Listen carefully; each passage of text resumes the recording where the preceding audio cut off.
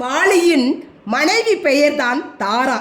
அவர் ராமாயணத்தில் உள்ள மிக புத்திசாலி மற்றும் தொலைநோக்கு பார்வை கொண்ட பெண் கதாபாத்திரங்களில் ஒருவராக கருதப்படுகிறார். வாலிக்கும் சுக்ரீவனுக்கும் இடையே இறுதி போர் நடந்தபோது சுக்ரீவனுக்கு துணையாக ராமன் வந்திருக்கிறார் என்பதை தன்னுடைய ஒற்றர்கள் மூலம் தாரா முன்கூட்டியே அறிந்திருந்தாள்.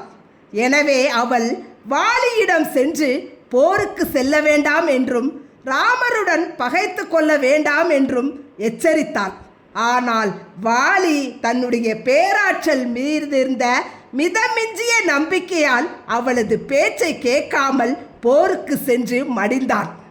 இந்த தருமத்தில் விடியற்காலையில் நினைவு கூறத்தக்க மிக தூய்மையான 5 உன்னத பெண்களான பஞ்ச கன்னிகைகளில் ஒருவராக தாரா போற்றப்படுகிறார்.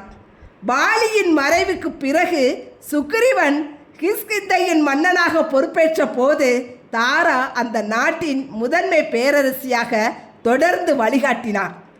வாலி மற்றும் தாராவின் மகனே புகழ்பெற்ற மாவீரன் அங்கதன்.